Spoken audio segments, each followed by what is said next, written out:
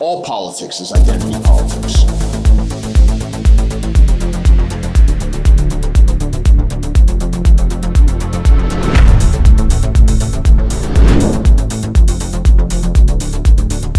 Welcome to Identity Politics, everyone. I'm Kevin DeAnna. You know, one of the things I'm always talking about is this idea that politics is biological. It's not just that race is real, although it is. And it's not just that most group characteristics are inherent, though they are. It's that we're part of nature. And there are things that affect our behavior and change our behavior that in some sense are unchosen. Now, some people are going to define this as like the ultimate black pill, right? Like your destiny in life is in some sense not up to you. The way you look, what you are, your inherent characteristics, these in many ways set up your destiny. And this is a deeply troubling viewpoint to a lot of people. Because what is the fundamental premise of liberalism? Like, what is liberalism all about? You can create your own destiny. You can be whatever you want to be. Nothing's legitimate unless it's chosen. But what's chosen is itself kind of an illusion. It's downstream from a lot of other things. Liberalism is wrong in its essence. It's just wrong about the way the world works. And sometimes the truth about the world can be disturbing, but we got to deal with reality. Like, we're all grown-ups here. Now, one of the more controversial assertions about all of this is this idea that right-wingers are just better looking inherently. And there are a few studies floating around about this to this effect. You've got the whole replication crisis. I'm not sure I even really believe any of this. Can you trust any of this? But certainly if you're on Twitter, if you're on X, you see people floating around this kind of stuff all the time. And, you know, physiognomy is real, right? And there is something to it.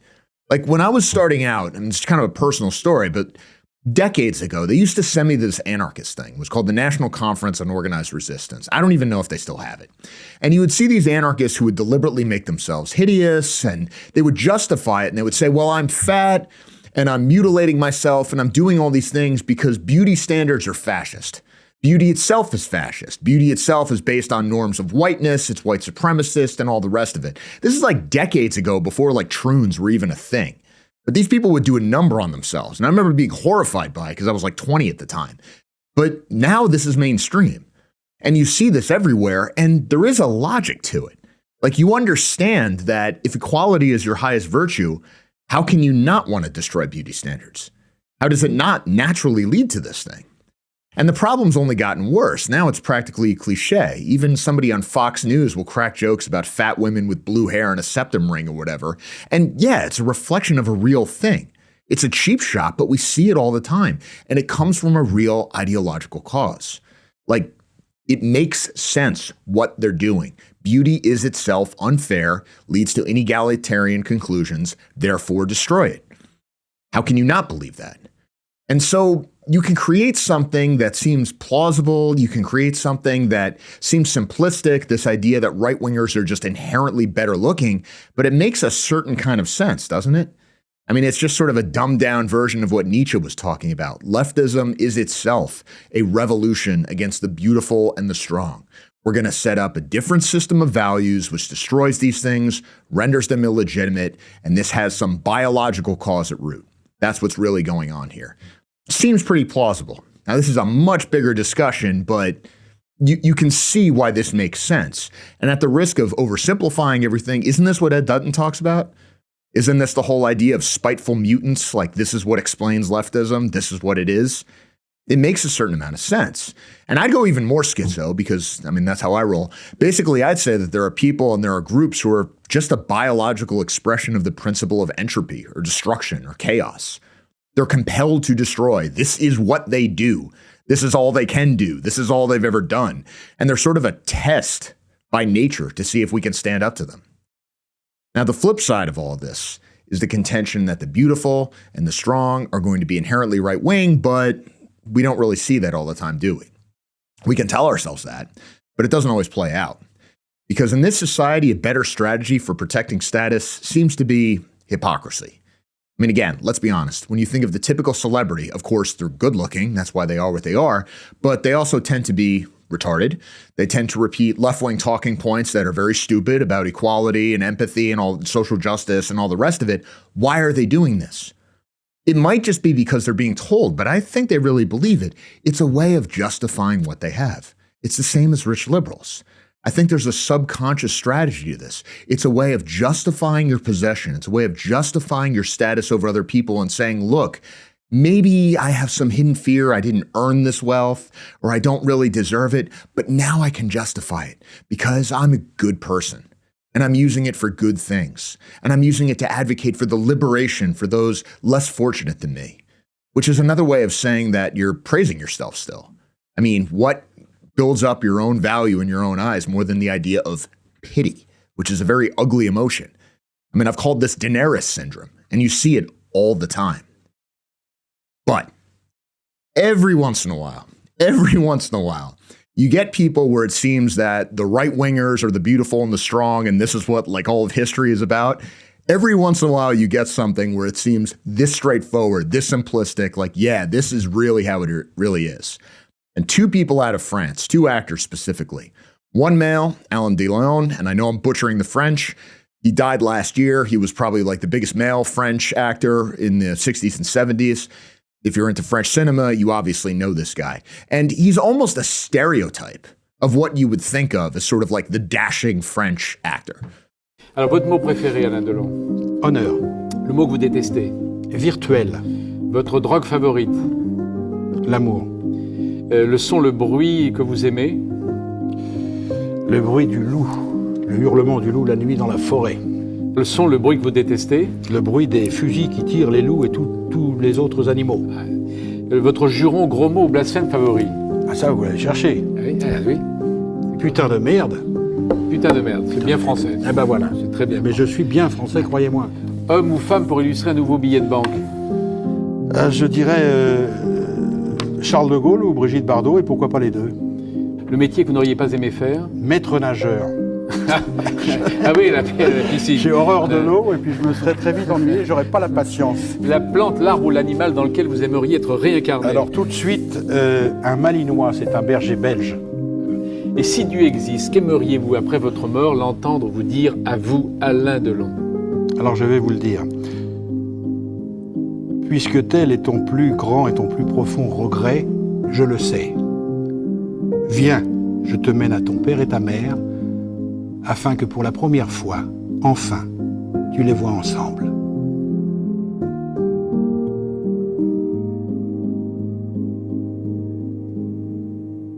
I mean, you can't help but love the way he talks there. And more importantly, though, he was a patriot. He was a nationalist. He was a right-winger.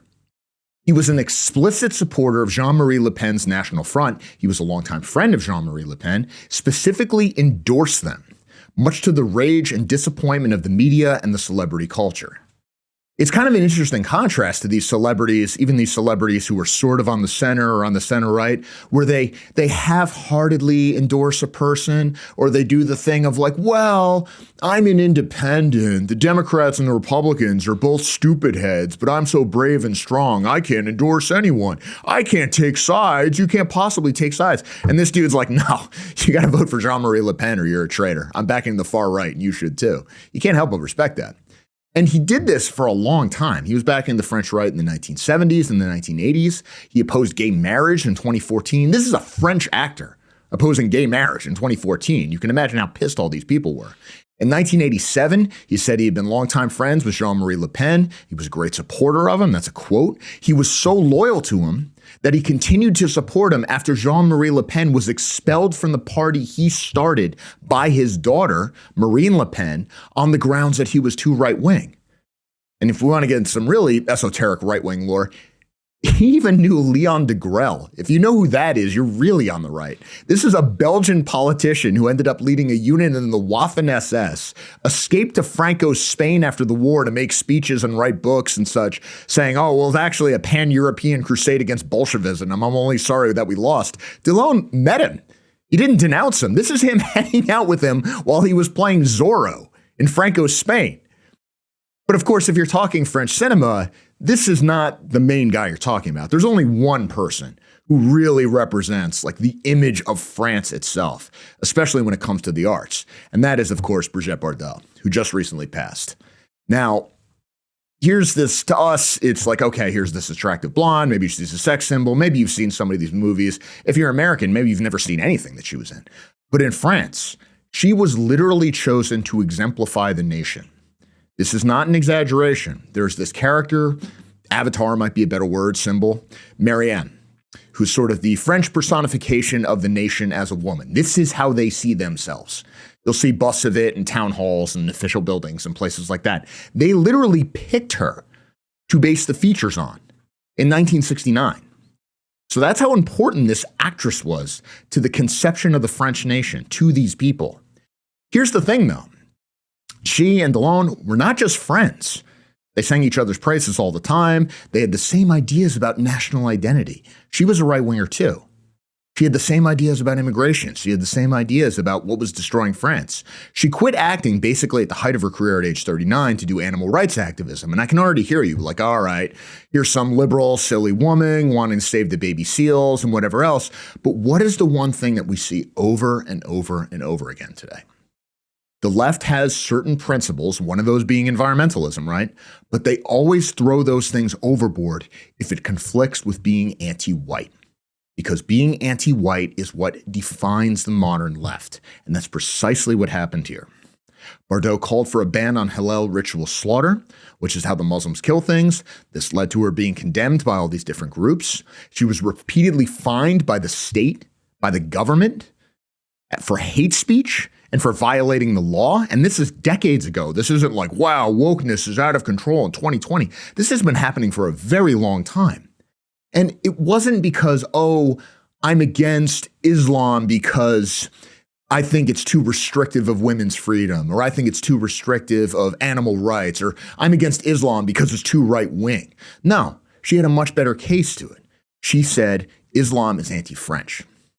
And the French state kept putting her on trial because it's Europe and it's illegal to say things that any European, left or right, would have said or believed until very recently. And again, this was happening in the 1990s. Pretty compelling in a way when you take a step back and really think about it. Here's this person, here's this actress that the nation itself chose to represent itself.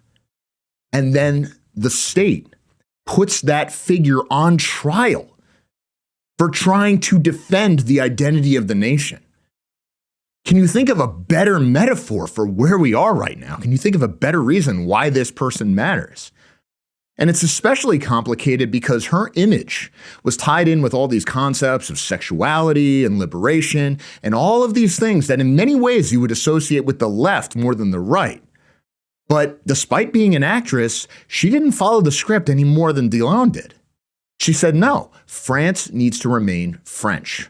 And this culture that we celebrate, including that many liberals celebrated, does not exist unless France remains French. And that means the people, not certain abstractions. And it's not just that progressives refuse to think about that. It's not that they considered this possible contradiction. It's not just that they didn't think, well, maybe she has a point. We've put her up in all these ways and she symbolizes all these things to us. Maybe we should take these ideas seriously. Instead, they put her on trial. And they said, we need to shut her up. That's how dangerous. And this continues now, even after she's dead. So, for example, the New York Times, Brigitte Bardot's legacy of racist rhetoric. This is how they remember her. And again, before I get into it, notice how the Times, the journalists, right? The free press. Oh, they're the guardians of our liberty. What will we do? We need the journalists. They're standing up to authoritarianism and Trump and fascism. These are the people who don't think it's a scandal that someone is being put on trial for speech in the so-called free world. And as you'll see, she didn't say anything that was wrong. Everything she said is basically self-evident. It's objectively correct. These journalists are envious of what's going on in Europe. They want to see us put on trial. The implicit suggestion to this whole article is, why doesn't the American government do that here? But anyway, let's get into it. This is from the New York Times. In one of the first of her anti-immigrant outbursts, which she wrote in Le Figaro in 1996, and so it is that my country, France, my homeland, has once again been invaded with the blessings of successive governments by an overpopulation of foreigners, especially Muslims, to whom we are supposed to swear allegiance. To this Islamic flood, we are supposed to submit, against our will, all of our traditions. Seems pretty self-evident to me. She was convicted in a Paris court the following year of inciting racial hatred. Another quote, We no longer have the right to be outraged when illegal immigrants or thugs profane and conquer our churches in order to transform them into human pigsties, defecating behind the altar, pissing against the columns, spreading their nauseating smells beneath the sacred vaults of our choirs, she wrote in her book. She was convicted, again, of inciting racial hatred the following year. The court ruled that some comments in Ms. Bardot's book would lead to her readers to, quote, reject members of the Muslim community through hatred and violence, according to a report in Le Monde. After the fifth such anti-Muslim diatribe in 2008, the prosecutor Andy Fonatet expressed weariness at seeing her so often in court for the same charges. What a queen. I should note in passing, too, that the journal who wrote about this just casually notes that France, even in the 1960s, quote, depended for its prosperity in substantial part on immigrants from its former empire, many of them Muslim. No, it doesn't. It never did. If these people had anything to offer, if these people ever helped France in any way, had anything to contribute, they would not have been let in. If these people were bringing prosperity to France, they would sink the boats on live television. They'd machine gun the survivors, and the journalists would clap with their limp wrists and giggle. That's what would happen. Think of the way these people react to white South Africans trying to get out. Think of the way they rejoice when these people are butchered and killed, including women and children, including the kids. Think of how hard it is to immigrate from America to Europe, or vice versa. Think of how many travel bans you're going to face if you try to visit the land of your ancestors if you're right wing. But if you're African, you get free house, free job, free welfare. Well, you're not going to work the job. You don't need the job. You're going to get free welfare. You're going to get everything else just handed to you. Like, this is the reality. And more to the point, the obvious question, why precisely is France, of all places, supposed to just accept being a Muslim country? I mean, what do they usually say? Like, oh, well, you whites don't even have a culture. Does France not have a culture? Like, it is the culture. France can make a strong claim to being like the most developed culture of any country in history, but even they are not allowed to protect what they are? What is so uniquely vile about Europeans themselves that everything must be eradicated? Why is there a Muslim community at all in France? We'll come back to that. But let's return to the article real quick. The sharply divided reactions in France to her death on Sunday symbolized an ambiguous legacy. Rima Hassan, a French lawmaker in the European Parliament, condemned those who praised her cinematic career in animal rights activism while trivializing, minimizing, or even rendering invisible the racism and Islamophobia she helped spread, unquote. Oh, but let's think about this person. Rima Hassan, she's a French lawmaker. That's what they say. This is what she looks like. Doesn't look like Bardot, doesn't look very French to me. In fact, she was born in a Palestinian refugee camp in Syria, but she's French. She's European. She's more European than you are. Back to the New York Times. By contrast, Mr. Bardella, this is the guy who heads the National Rally, which is what the National Front turned into. The far-right leader condemned Ms. Bardot's critics, accusing them on social media of dehumanizing those who dare to think differently, reducing them to caricatures. Oliver Faure, the head of the Socialists, a left-wing political party, captured the polarized response. Radiant, she made her mark on French cinema, Mr. Faure wrote on X. But she also turned her back on Republican values and was repeatedly convicted for racism. Now again, notice, repeatedly convicted for racism. That in itself is a scandal.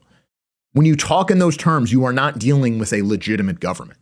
So that by itself, this person should be thrown out of the free world. But who is this Oliver Faure guy? This is another French lawmaker guy, right? I don't know. He looks a little whatever. Oh, it turns out his mother was a Vietnamese nurse of Chinese origin, married to a French civil servant of Spanish origin. Article on Politico frames his career as defiance of those who say France will not want him. This is what his mother had told him, that France will not want him because he's kind of an outsider. In other words, what are we seeing here? What is driving the left wing? The spite of the foreigner who knows in his blood that he does not belong there. But he was stupidly let inside the gates, and the wages of tolerance are treachery and betrayal, again and again and again. No one assimilates, guys. No one. No one ever has. But the New York Times is quoting these people to speak for France. And what are these Republican values? Apparently, Republican values means just lie down, surrender, and die.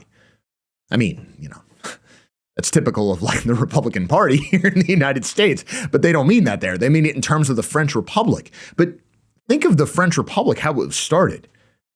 The Republic, which to this day, the national anthem, the Marseillaise, has the line, "To armed citizens, form your battalions, let's march, so in pure blood waters our furrows." It also has the lyric, "What? These foreign cohorts would make the law in our homes?" But foreign cohorts making the law in your homes now is the defining characteristic of the Republic. And you're not allowed to fight at all. And you must allow these people in and say they're just as French as you are. So much for impure blood. And if you do not like this, if you even speak against it, you will be put on trial by that Republic. To the applause, by the way, of the so-called free press in the United States. This is where we're at. Separate article in the New York Times was talking about how Bardot became the face of France. Again, quite literally, more than a bombshell, Brigitte Bardot became the face of a nation.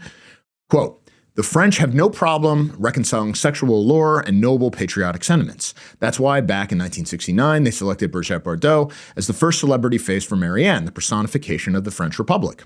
Historically, in paintings and sculptures, Marianne has been depicted as a classical-style goddess, slim, young, beautiful, and usually partially bare-breasted. She represents France's idealized view of itself, the highest virtues of the French Revolution, liberty, equality, fraternity, and a promise of the country's lush bounty. In her own way, at the height of her career, so did Ms. Bardot. So far, so complimentary. But then a little later, we get the throwaway sentence, she also became a divisive figure who espoused nationalistic and often racist ideology. No examples given. Now again, divisive to whom? How can you say, well, this person represents the nation, but also the nation doesn't actually exist? The people don't actually exist. It's this idealized thing. It means so much to everybody, but at the same time, it's not real because it belongs to everyone, and therefore it belongs to no one. And you also see this bizarre way they talk about sexuality. Yeah, she was incredible in her prime, and the way she carried herself was part of that, but there's a difference between being desirable and being a whore open for the entire world. And to go with this metaphor, that seems to be what they think France's role is to be. To just be taken advantage of by the entire world. To just be violated. And there's nothing desirable about that. When you think of France after World War II, we always think, well, France's best days were behind it, but that's not really all that true. I mean, even after the war, even after what some would argue was the humiliation of World War II, they had a pretty remarkable comeback. The 30 glorious years, they call it in France, mostly under Charles de Gaulle. French standard of living rose to incredible heights. It was kind of a model for what a European country can do after empire, culturally, scientifically, economically, even still militarily. Like France was to be reckoned with. To this day, it's an independent nuclear power. It's not like a nothing country. It's a nuclear power. You have to take it seriously. It's not just some colony of the US. But then what happened? What is France today? It's not a colony of the US. It's a colony of the lowest dregs of Africa and Algeria. And I'm not trying to insult you French guys out here. It's not that America's doing all that much better. I'll say this about France. They have a rising nationalist movement, and they're not going to give up the country without a fight. But you think of how unnecessary this all was. France didn't need to go down this road. And when you see something like this, where there's no reason to do any of this other than this dedication to insane ideas that don't seem to actually work, to go back to where we began, it all just seems to be a biological expression of resentment. There are these attractive people, there's this attractive country, there's an attractive lifestyle, there's a higher expression of life beyond just a slum. Mere life, yeast life, horizontal life. Frankly, it's not that all impressive to me. It's not that important to me. Something like post-war French culture is better. It is superior. It has more value. Even if you consider elements of it degenerate, which is a reading I'm somewhat sympathetic to, it's still better than what's being advocated by those who want to tear it down. And unfortunately, they did tear it down quite successfully. And there's this tension now at the heart of this. You can call it degeneracy. That's an uncharitable way to put it, but let's just stick with that for now. There's this tension here where what is sold to us, or what has historically been sold to us as high status, Liberalism in terms of permissive sexuality, openness to mass migration. Isn't it great we don't have any racial loyalty or identity? Isn't it great we can enjoy this open lifestyle? Isn't it great we have this open society and we're open to everything else? I mean, this is why we think of liberal elites, right? Like, this is what liberal elitism is all about. And what do they always say about nationalists? What do they always say about populists? What do they always say about people like you and me? It's low status.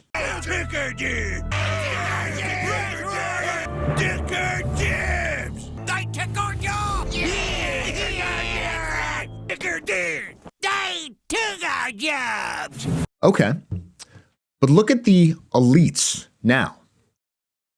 Are they elite? Your liberal movie stars today, your elite journalists, your academics, even at the Ivy Leagues, your respectable politicians, your artists. These are genuinely stupid, unimpressive people. They can't do anything. They can't produce anything.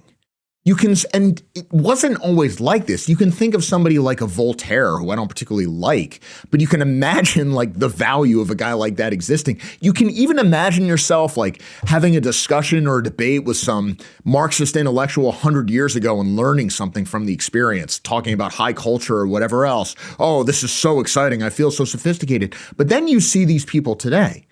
They can't get the better of an exchange on Twitter.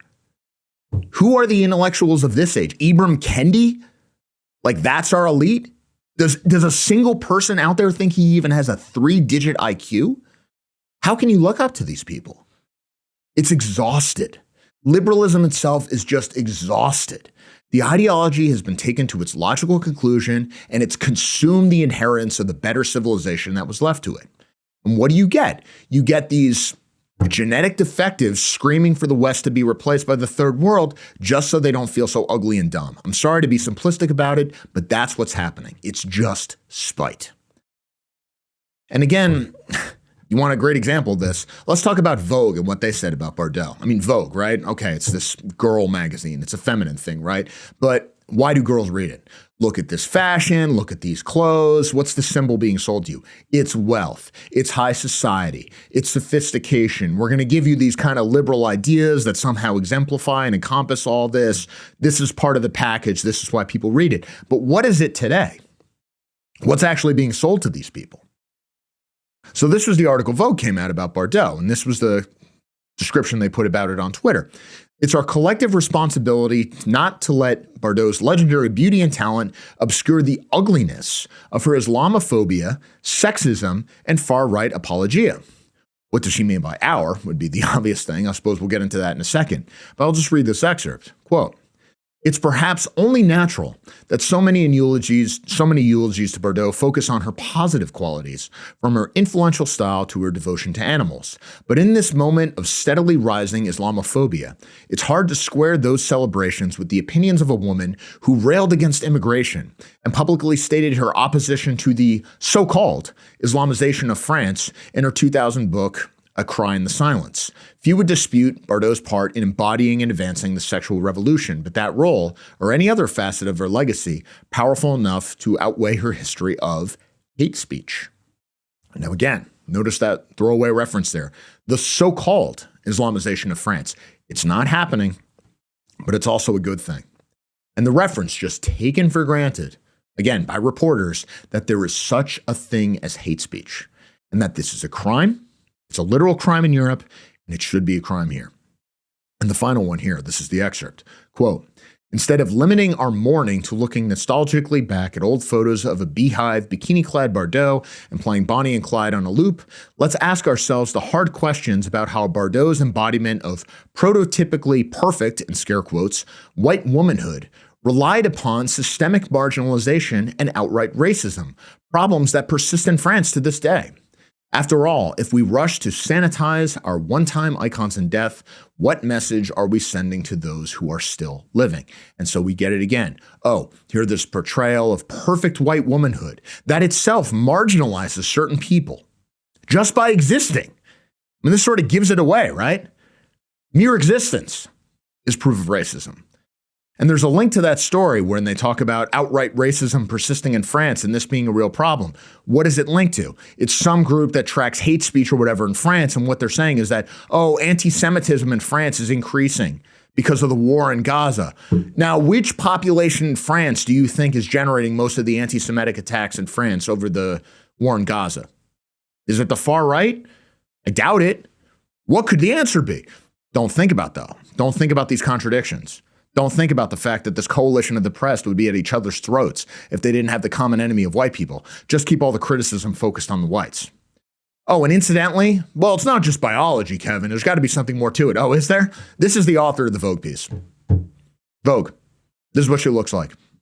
She's the author of the book More Please on food, fat, binging, longing, and the lust for enough.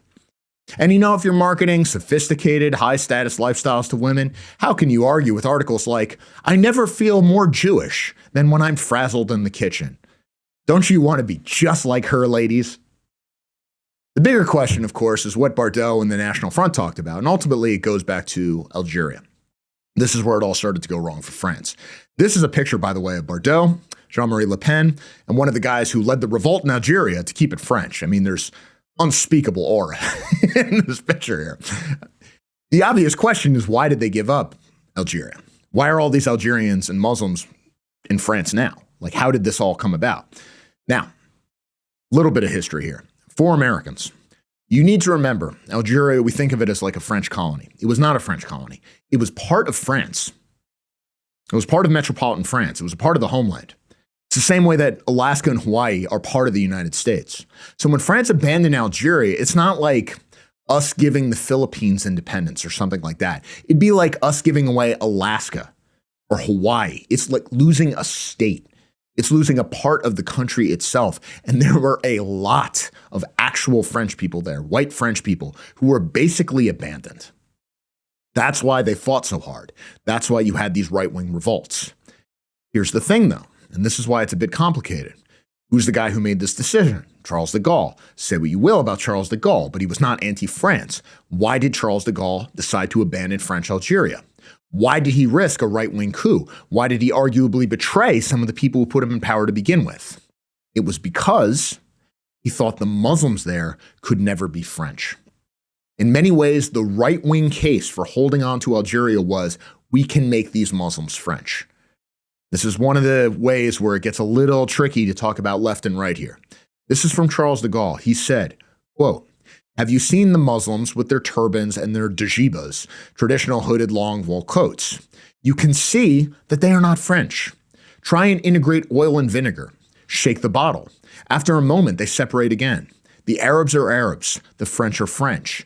Do you think that the French can absorb 10 million Muslims who will tomorrow be 20 million and after tomorrow 40? If we carry out integration, if all the Berbers and Arabs of Algeria were regarded as French, how would one stop them coming to settle on the mainland where their standard of living is so much higher? Good question. My village would no longer be called Colombe les deux églises. Again, I'm butchering the French and I apologize, the two churches, but Colombe, the two mosques.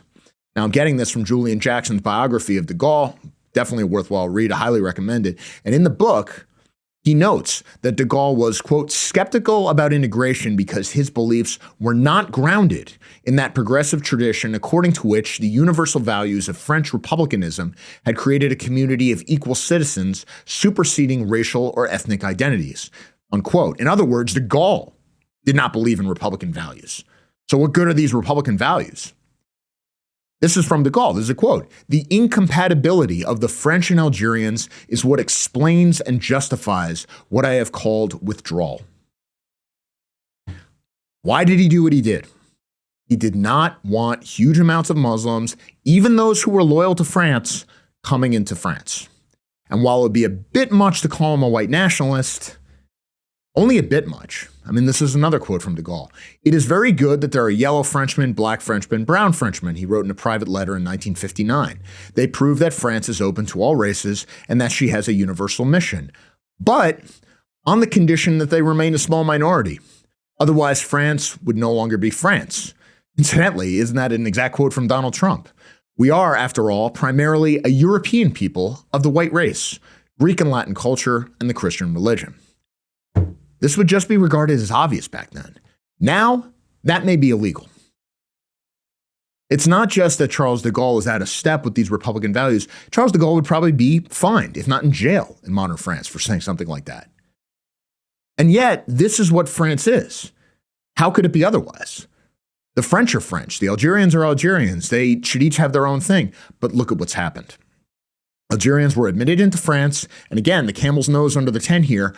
The people who fought for France, the people who were supposedly loyal to France, were the first ones let in because, oh, you can't turn your back on them. They fought for us. They're just like us. May I remind you, this is exactly how they talk about those Afghans who were like translators for us in our failed war in Afghanistan. Oh, you have to let them in. Oh, you can't turn your back. This is what the George W. Bush Foundation, the Presidential Library, is advocating for. They come in. What happens? They hate our guts. Same thing happened in France. Even the people who are pro-French feel resentment for the country, especially the descendants. It's usually the second and third generation that's the real problem. Why? Because they're descendants of the people who serve France. So what do they feel like? They feel like Uncle Tom's. Racial pride and resentment against whites is the proof of their legitimacy, of their authenticity. That's how they come to define themselves. And so what was the long-term result of abandoning Algeria? It gave France a short birth of life, a couple years of peace, but then the Algerians just followed them back, all the while demanding they're still victims. This is where decolonization leads. These people don't actually want independence. They can't handle it. They need us. We do not need them. But we have to deal with this constantly. And even now, Algeria is demanding reparations. This is from the Associated Press. It was just published on Amren's website. Legislators in Algeria voted to declare France's colonization of the North African country a crime, approving a law that calls for restitution of property taken by France during its 130-year rule, among other demands seeking to redress historical wrongs. Yeah, the historical wrong was that they left. France slammed the law as a hostile act, threatening bilateral efforts to heal wounds of the past. The two countries retain close cultural and economic ties, but have troubled diplomatic relations. In a solemn ceremony steeped in symbolism, 340 of 407 members of Algeria's National Assembly voted late Wednesday to approve the law. The move came just a few weeks after African countries made a collective resolution for recognition and reparations for colonial-era crimes. And, by the way, this law even includes hate speech crimes. The law stipulates prison sentences for any action by an Algerian celebrating French colonialism, for attacks on symbols of Algerian resistance, and, quote, remarks with colonial connotations, which can mean an awful lot of things. And here's the thing. A lot of this country used to be part of Western civilization. It was part of the Mediterranean world. Now it's just another non-white third world dump. It could sink into the ocean tomorrow. No one would care. We would just be better off. And I understand why de Gaulle did what he did, but he was wrong. Here's the larger question. Here's the problem, people.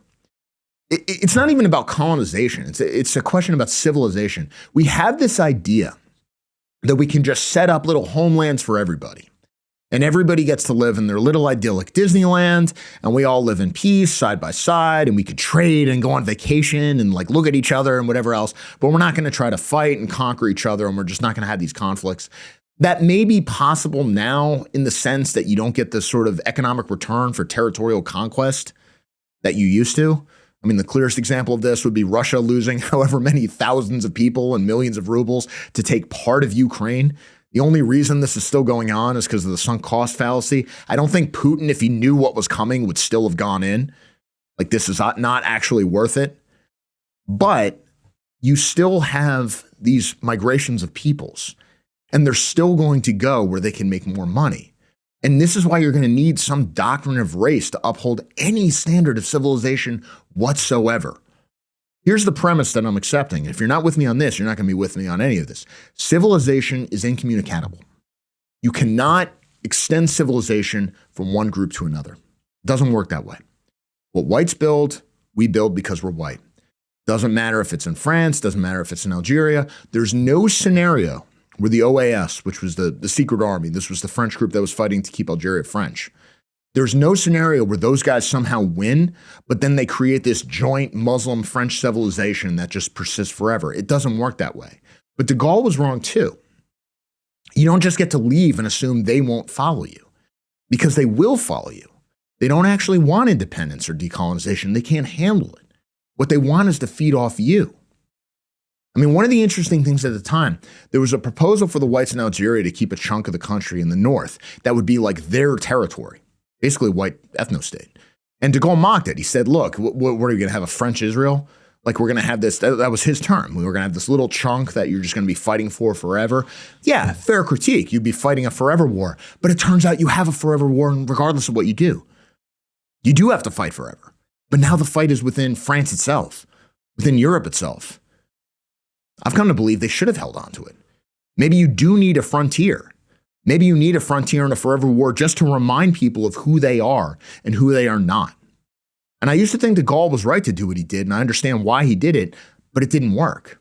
And that doesn't mean the OAS was right either. Only the French can be French. But the territory that they take has to be just for them. This is the larger problem.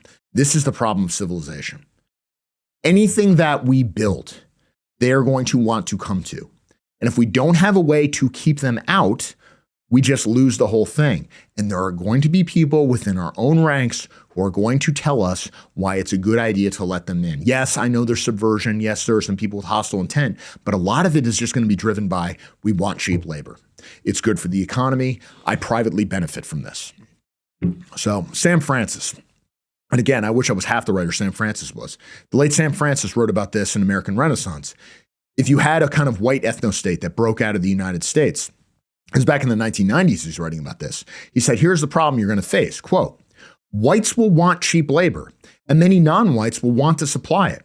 If the black zone in any way resembles most of the black majority nation states or American cities today, detailed accounts of which American Renaissance is happy to provide, it will be unable to support itself to control crime and social disorder, to supply elementary administrative services, or even to avoid the most brutal political repression. This kind of breakdown would undoubtedly generate both humanitarian and imperialistic designs in the white zone, as in Africa in the 19th century, or Somalia and Rwanda today. Again, 1990s, we saw how the Somalia intervention worked out. But even if those designs were resisted, there would be other anti-separatist pressures in the white zones too. Just as there would be immense pull pressure from the white zone for cheap labor, so there would be immense push pressure from within the black zone for emigration to the white zone. As the white demand for labor generated political and ideological forces favoring some immigration, the separation would gradually, perhaps quickly, dissolve. The fact is that the non-white world almost invariably beats a path to the white door, and whites behind the door almost invariably open it.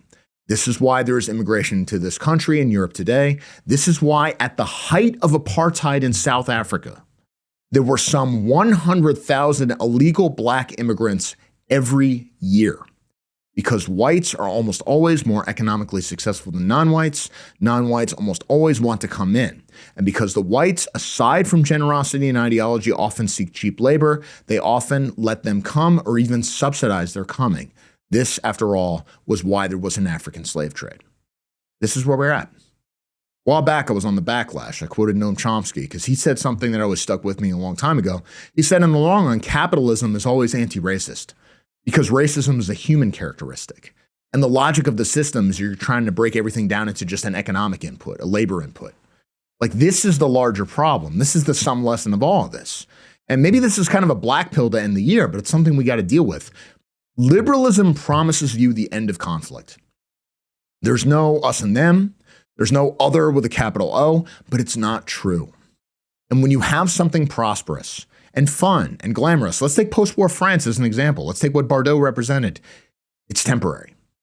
And even if you can get someone like Bardot to, let's call her a moderate liberal who is willing to defend liberalism, who is not willing to be suicidal, who wants to defend the society she was born into, the society itself will not tolerate that. It didn't thank her. It literally put her on trial. It's attacking her from beyond the grave. You ultimately will get beaten back to identitarian politics, to racial politics, because it's the one ground where you can make a coherent defense of something, as Bardot ultimately did. And it's ultimately biological. It's even metaphysical in some way, because there's this constant effort to drive higher forms of life into entropy, into equality, into the endless slum. Global Zimbabwe, right? This is what we're fighting against. And what is the mission of the right?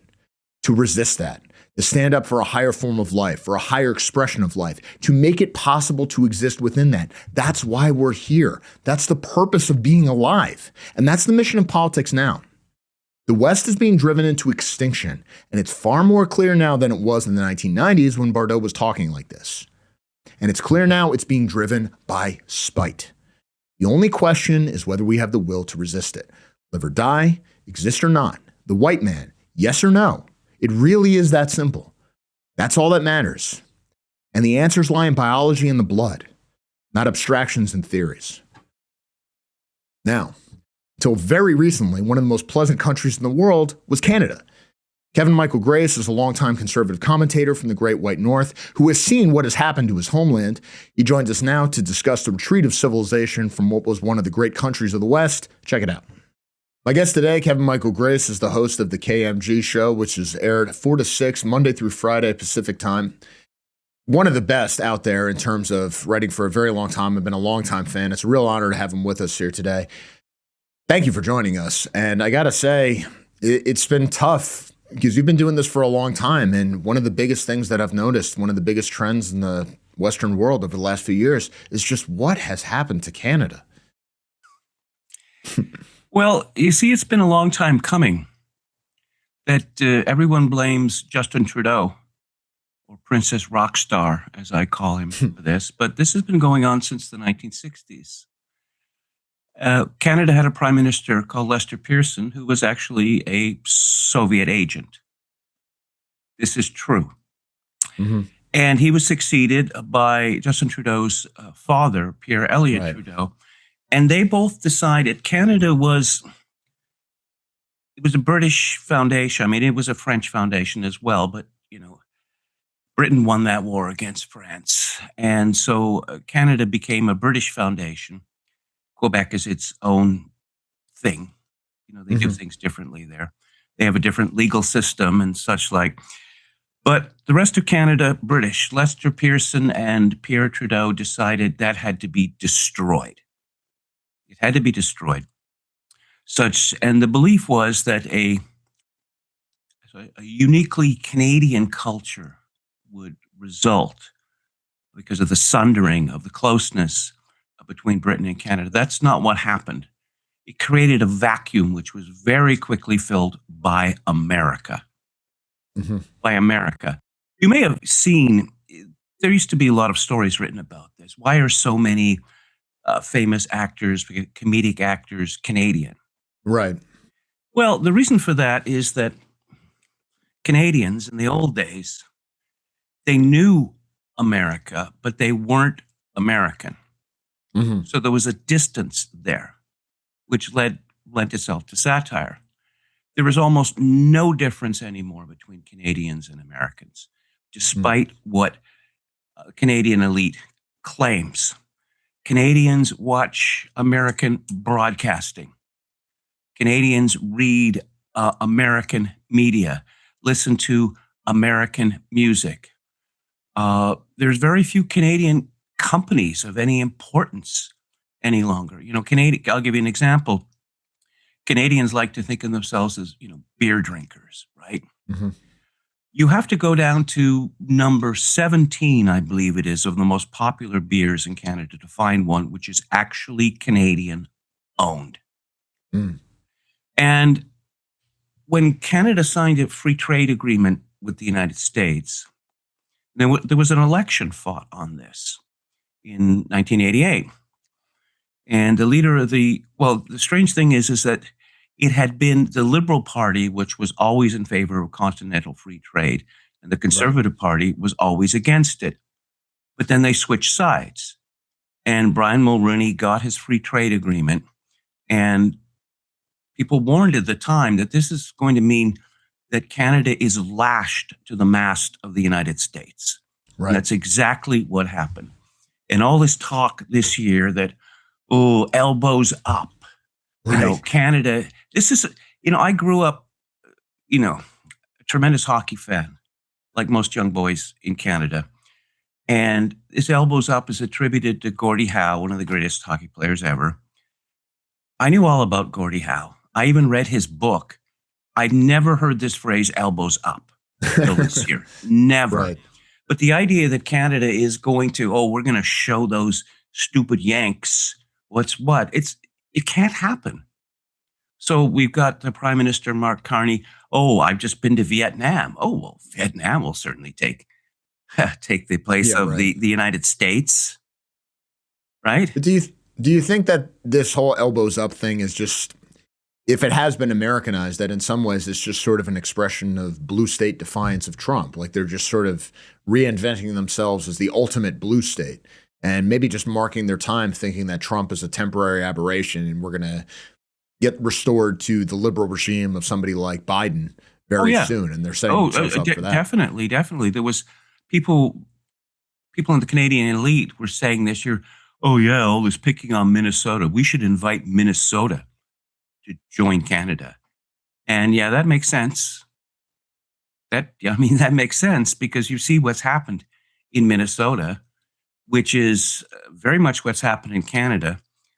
Let's invite the worst people in the world here and let them take over. Encourage them to take over. Say it's our business to just step out of the way and let Somalis, or in my country, Hindus or Sikhs or Chinese, let's let them take over. Don't pay too much attention to their criminal activities because that would be racist and actually against the law, against human rights laws in pretty much every province in Canada. It is against the law to print anything which might put what we call in Canada identifiable groups in a bad light. All right. Right. Yeah. Well, and you see so the same just, sort of defense here with Minnesota. Even just there are some, brave reporters, even like the Vancouver Sun, been pointing out for decades that a drug gang war in Greater Vancouver going on for decades, and I just stopped keeping track of the numbers. It was like 20 years ago or 25 years ago, the number of murders associated with this was over 200. Mm-hmm. And now we have drive-by shootings, home invasions, just become a regular thing. You may have heard that the story goes that in Chicago, when it was just gangsters killing each other, the attitude of the authorities was, well, who cares, right? Yeah, right. When civilians started being killed, we have to crush these people. And I thought, starting in the 80s, when we started getting drive-by shootings and home invasions, I thought, okay, well, obviously the hammer is going to come down on these people. Nope. We'll just bring more in, and more and more and more and more. And the so-called conservatives in Canada have decided we have to be more pro-foreigner than the Liberal Party. And the Conservative Party in Canada, led by a very strange man called Pierre Poilievre, who's a rootless cosmopolite, he has decided that the Conservative Party is going to become the Khalistani Party.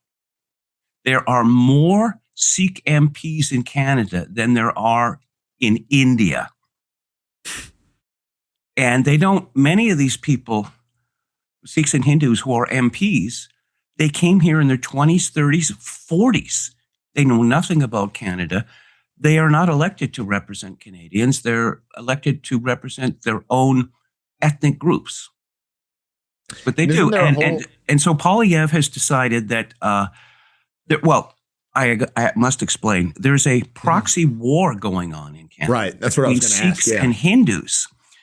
And so Poilievre has decided, the Conservatives are going to be the Sikh party. This sounds insane, but when you have leadership contests, say federally or provincially in Canada, every single one of them is determined by Sikhs. Because what they do is when the leadership race is announced, an instant phantom army of Sikhs is created. And whoever the Sikhs choose, that person becomes the leader of the party. Now, sorry, I'm just going to say that there have been, for instance, in the past, well, perhaps we shouldn't let people who aren't Canadian citizens vote in leadership contests. Shut up. Oh, you're in big trouble now, even for mentioning this. So it's not mentioned anymore. Is it just a function because the Sikhs are so clannish and so willing to operate as a bloc that ordinary Canadians find themselves overwhelmed? Or do you think that ordinary Canadians, at least among the conservative leadership, actually feel virtuous about all this? Oh, they feel virtuous about it. All right. This fellow actually was an old friend of mine, Jason Kenney, who later became immigration minister and then premier of Alberta. He was nicknamed the Smiling Buddha. Curry in a hurry. That was another nickname. And whatever, alien religious garb you want me to put on, I'll put it on. Same with Pierre Poilievre. The number of pictures of him, like, well, if you become a Sikh, well, why do you have that headgear on? Right. And yes, the idea is that they actually believe this, that foreigners are better than Canadians. They've been talking like this for decades because they're so hardworking and they're so entrepreneurial. Every single one of them is an entrepreneur. And of course, they're so socially conservative. Well, this is observed all. I just saw a piece in Unheard about this by a feminist, that the shocking scandal in Britain that sex-selective abortion is supposed to be illegal, but over 100,000 a year in Britain. Right. And these so-called socially conservative Indians and Chinese, they routinely kill their unborn babies for the sin of being female. Mm-hmm. That's the kind of social conservatism they bring with them. Total silence from the feminists too, I bet. I mean, one of the interesting things about Canada is this is debate. I remember Peter Brimlow wrote, I believe it was The Patriot Game. He wrote about Canadian nationalism. There have been a number of really excellent books about Canadian identity and how we joke about it here in the States, saying like, oh, well, what is Canadian identity? But there actually was a very strong Canadian identity. And from a right-wing perspective, if you were creating it in a lab, it's almost like what you would create. It's built on loyalty and traditionalism and this kind of hierarchical type system. And if you look at what the powerful organizations were, even in the post-war era, it was like the Orange Order and all these kind of traditionalists, like pro-British things. And it fell apart so quickly. That's because it was planned. 2 years after Hart-Celler, the Canadian government decided, and there was no discussion of this. There isn't even to this day. In 1967, they decided, well, Canada essentially had a white Canada immigration policy. Right. The immigrants were overwhelmingly from Great Britain, even until the 1960s. So in 67, no, let's invite the whole world here. And they started with Jamaicans, which is like the second worst country in the Western Hemisphere. And right, then they moved on. Then they moved on to Haitians. Right. Montreal is dominated by Haitians now. Just like Toronto, Americans used to say, "Oh, I've been to Toronto, and everyone is so polite there, and it's so clean and orderly." Not anymore. Nope. Not anymore. Toronto it's going to become Canada's Detroit. It's moving in that direction very quickly. But the difference being, you have these Sikh and Hindu gangs and Chinese gangs, and they all have their own gangs. There are the ethnic gangs. I don't know whether it still exists, but in British Columbia, there was a gang that was called the United Nations. They were a powerful drug gang, and they were called that because, oh, we have all these different ethnicities together. Isn't that sweet? But no, so Canada, yeah. But Canada's immigration, actually, I point the finger at Pierre Elliott Trudeau, who brought in official multiculturalism. Right. And he said Canada doesn't have a culture, that it would just be outrageous to say that Canada has a culture. But a bigger villain than him was Brian Mulroney, who became prime minister in 1984. And then he declared that so-called family reunification was going to be the number one priority for our immigration system. And the numbers, and there was going to be a base of 250,000 a year. And immigration simply exploded from the time that he became prime minister. And all that happened with Justin Trudeau is like, we can bring in as many people as we want. How about if we bring in, and the numbers are kind of confusing because we have what are so-called permanent residents who've been approved for citizenship, but then you have all these so-called temporary foreign workers, and they're mostly not temporary because they don't want to go home, and the government is not very good at deporting them, and all these so-called students, enormous fake colleges on Cape Breton Island in Nova Scotia, of all places, they're simply degree mills. And already they're out in the streets screaming injustice. How dare you send us home? What, because you came here to get a fake degree from a fake college? And what we call, I remember having this argument over the years with Steve Saylor, well, back when he was still talking to me. He was talking up Canada's so-called points-based immigration system. Yeah, I remember. And the last time I checked, something like about only 15% of the people coming to Canada were there because of these points. The rest was family reunification or dependents or refugees. So whole villages from, the Punjab, elsewhere in India, Pakistan, Somalia have been imported to Canada. And here's another thing. The rule used to be it took 5 years to become a Canadian citizen. So the Liberals changed this to 3 years. You don't have to be actually in Canada for that 3 years.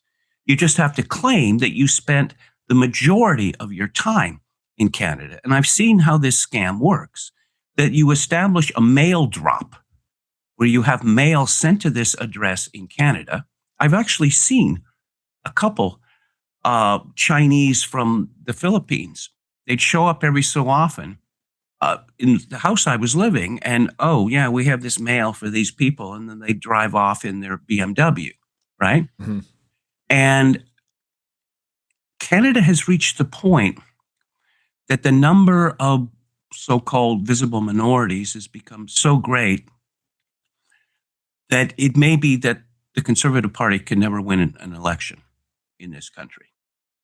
Even though they were the ones who are chiefly responsible for this demographic transformation. Yeah, that's right. But they keep saying, no, if we just suck up to them more, if we continue to dress up in their ethnic costumes and eat their gloop glorp, then they'll love us. What they don't understand is that the name Trudeau is kind of a sacred word to so many of these people. Right. Oh, yes, his father changed so my family can come to Canada, that sort of thing. And they're very suspicious of the Conservatives because they hate immigrants. No. But you see the same thing happened in the United States with the Republican Party. Oh, no, we have to suck up to blacks and Hispanics. Right. Why don't you start sucking up to white people? Why don't you graze where the grass is? Right? Right. But no, there is no ethnic, there's no white Canadian identity. And very similar situation happened in Canada has happened after the 1924 Immigration Act. Immigration to Canada was largely cut off.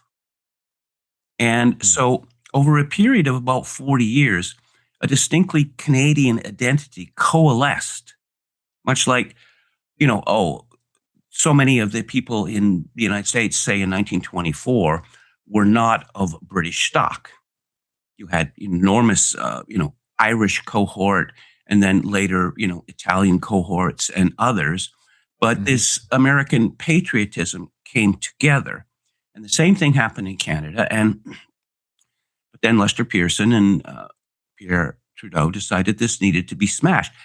You might find this amusing. Multiculturalism in Canada, official multiculturalism. Where did it come from? It came from the Ukrainians. Interesting. Yeah, there were a ton of Ukrainians up there. There was no the Ukraine when these people came in the 1890s or in the first decade of the 20th century. This was the Austro-Hungarian Empire. Mhm. So they came, and I suppose more of them to Alberta than any other place, and they were given land. And it was like root hog or die. You've got the land. If you can make something, that's good. If you can't, well, that's just the way it goes. But the Ukrainians in Alberta and elsewhere, they wore funny clothes and they had funny accents. And so the Anglos mocked them. And the Ukrainians had a chip on their shoulder for decades about this. So they decided to say, oh, we're tired of the hegemony of the English, this English-French hegemony. That has to end. And so starting with us, all the other ethnic groups have to be considered, equal creators of Canada. Now, some Ukrainians came to Canada after World War II. A lot of them were Nazis, as it turns out, including Chrystia Friedland, who was the deputy prime minister. Her grandfather was one of the top Nazi collaborators in World War II Poland. And the Nazis kept taking him with them as they retreated west. And he ended up, at the end of the Second World War, in an American military base in Munich.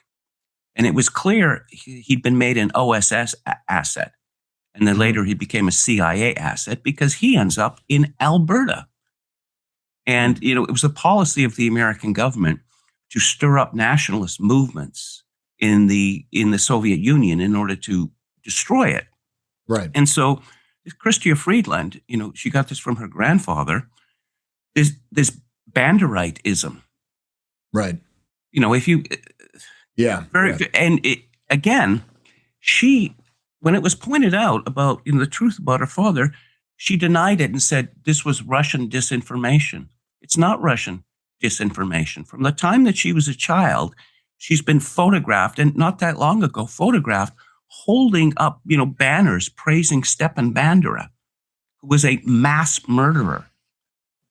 And that's the kind of thing that multiculturalism has led to in Canada. When the Sikhs have their Khalsa parades, you see the banners glorifying the people behind the Air India bombing, which is the deadliest terrorist attack in Canadian history. Just for some of the Americans because this is something I didn't know about until I started looking into some of these truck drivers Sikhs who of course are plowing into people merrily all over the United States and Canada and don't speak English, don't have any of these things. And there was one case here in America where I believe it was a Sikh who did it, but they had a picture of somebody and I wanted to know who this guy was, and it led me down the rabbit hole of the whole Khalistan movement or something like that. Now, this is a Sikh separatist movement within India that has a lot of support in Canada, it seems, because a lot of the people who supported it fled to Canada to get refuge.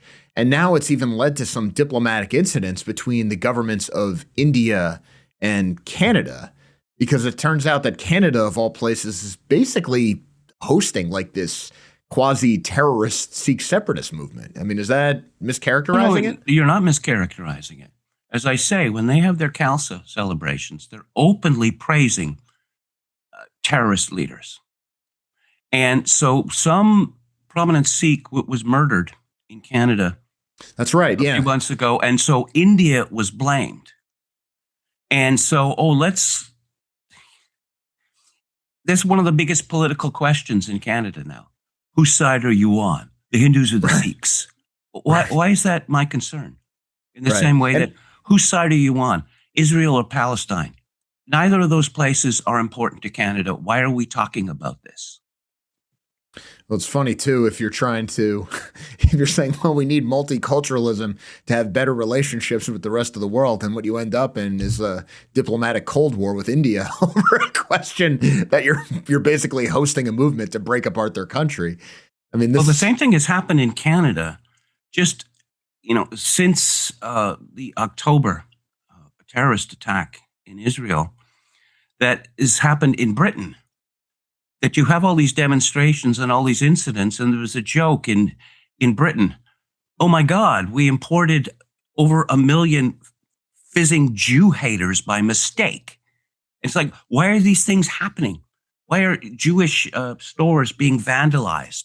Why are synagogues being attacked? Why are people screaming, globalize the Intifada, blocking our streets?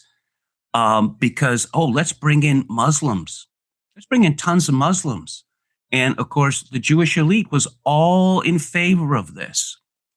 I remember interviewing Paul Gottfried a decade ago, and I asked him, when is the Jewish elite going to stop supporting policies which are in the aid of their deadly enemies?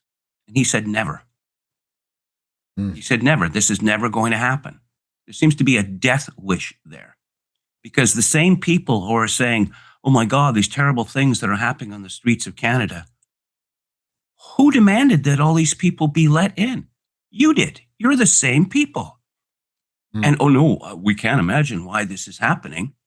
And we have an even, what John Derbyshire called the magic dirt. Right. That's even stronger in Canada than it is in the United States. There's a case that just came to light. Some fellow from Azerbaijan snuck across the border, and then his refugee claim was denied. 7 years later, he's still in Canada. Of course. And it turns out he's arrested for putting together his own little rape and murder gang going after Jews. And he's arrested for this, and he has a ton of, firearms crime.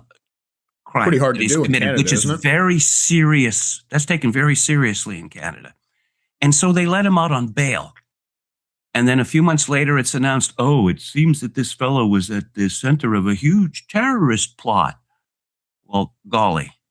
The most notorious case was there was a man, his name was Mohammed Atta. And in 1967, he threw a grenade in an El Al plane in Athens. He ended up in Canada. And when it was discovered who he was, this man has to be deported. And 25 years later, he was still in Canada.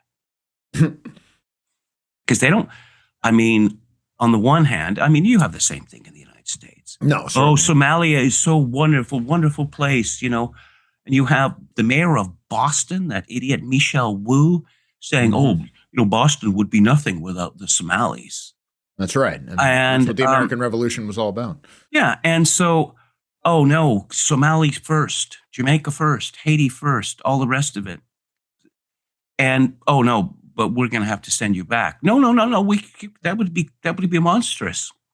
There's now a sizable Filipino community in Canada. And I'll tell you how that happened. Fraud. Because Canadians decided, no, they don't want to pay, Canadians to be nannies to their children, because I guess they'd have to give them a decent wage. So these people were brought over with contracts, 2-year contracts. And the agreement was after 2 years, you'd be sent back to the Philippines where, Canadian dollars go a long way, right? What happened? 2 years? Oh, no, you can't send us back. Why? We've made such a connection with this country, it would be cruel to send them back. And then once they get their citizenship, they start importing all their relatives. And there was a mass murder that took place in Vancouver this year. It's just totally bizarre that in Southeast Vancouver, there's a lot of Filipinos, and they have this big cultural festival every year. And some deranged Filipino, he drove his car into a group of people and killed 7 of them or something like this. And I thought, okay, what are they celebrating?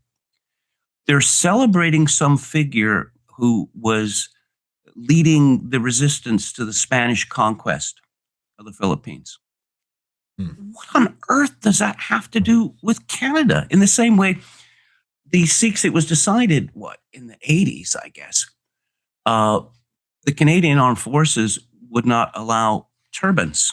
Right. In the same way that members of the RCMP, no turbans, right?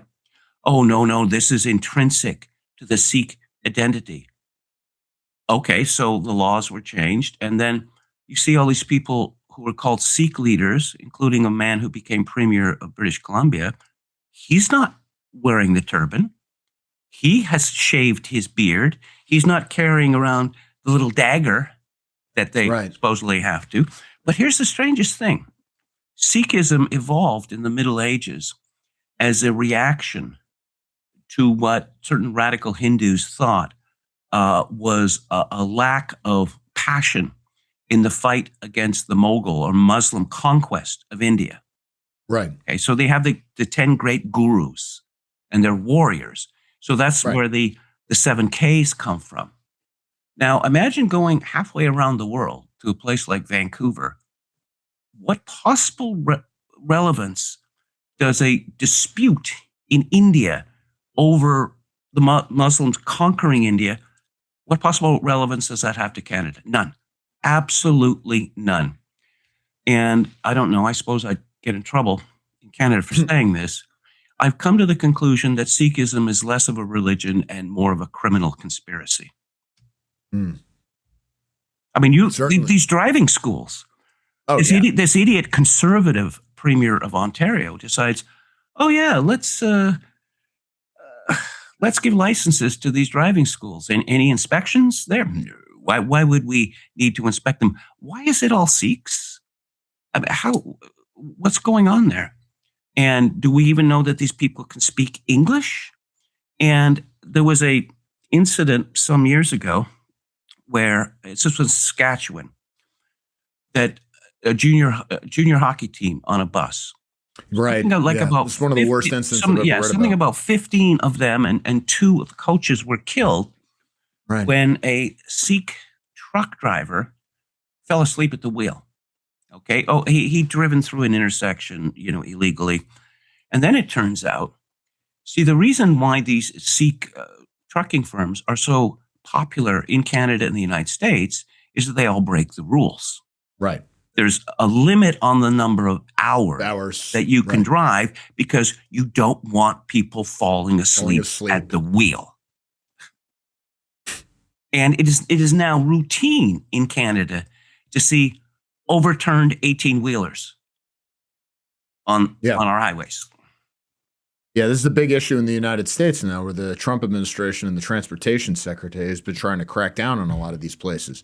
But it becomes a state issue because states like California will just give these people licenses.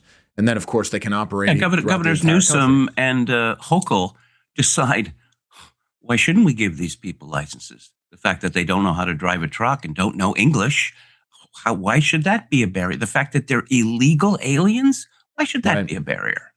Right.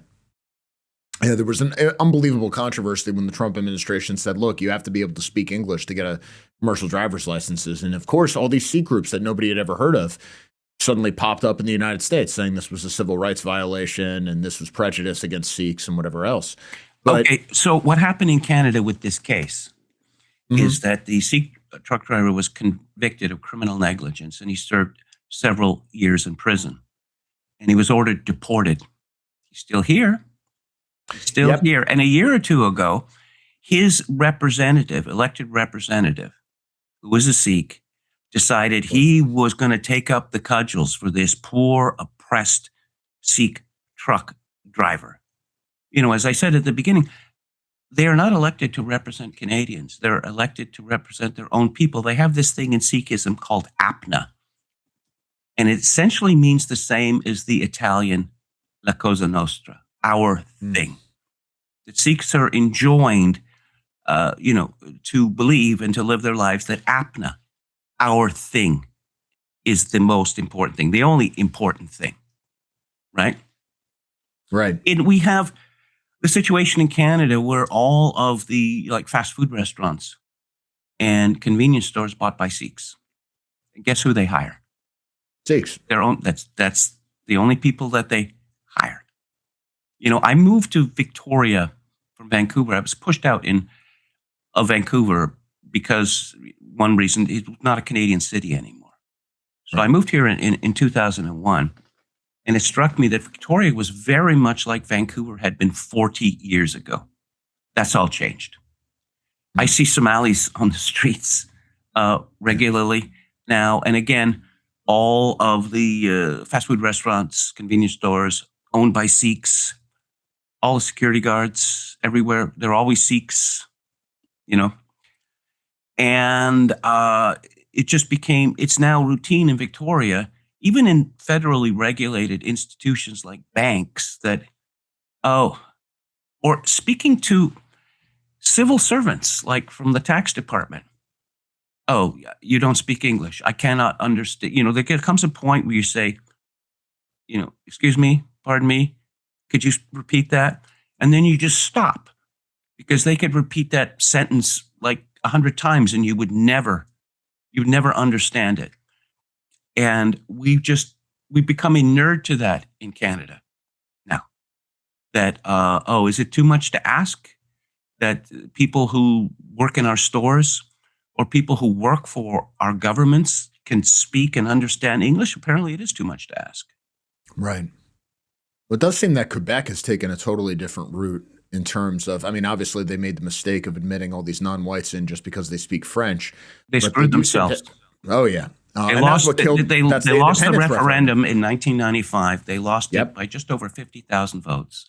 And I worked out that if Quebec in, the years before 1995, let's say in a decade, if they had admitted, say, 70, 80,000 fewer immigrants, because these people, they voted 95% no. Mm-hmm. So if they'd admitted, say, just 70,000 fewer immigrants, Quebec would be an independent country now. Yep. They just, we need French speakers. Well, North Africa has a lot of French speakers. Haiti has a lot of French speakers. Let's bring these people here and they'll become good Quebecois. Well, that didn't happen. No, it didn't happen.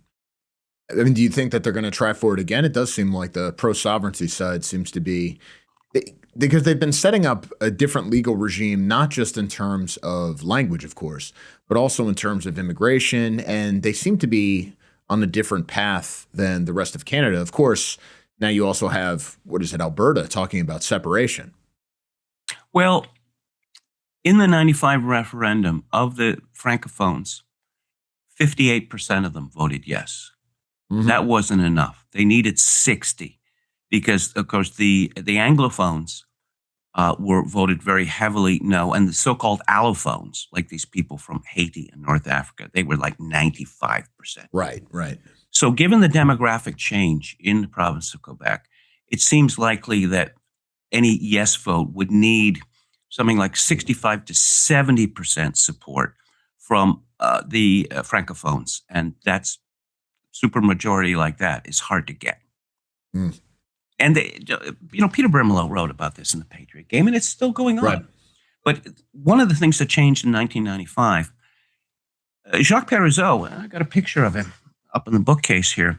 He said on referendum night that it was money in the ethnic vote that was responsible for the loss, and he was accused of being drunk. And I've been joking for years, well, you don't need to be drunk to tell the truth in Canada, but it helps. In vino veritas, yeah. And so yes, there was huge bribery by the Canadian government. Every billboard in the province of Quebec was rented by the Canadian federal government simply to stop the yes side from advertising. People were bribed. And they were flown into Quebec for these rallies. Yay, Canada, right? But after 1995, I've noticed this.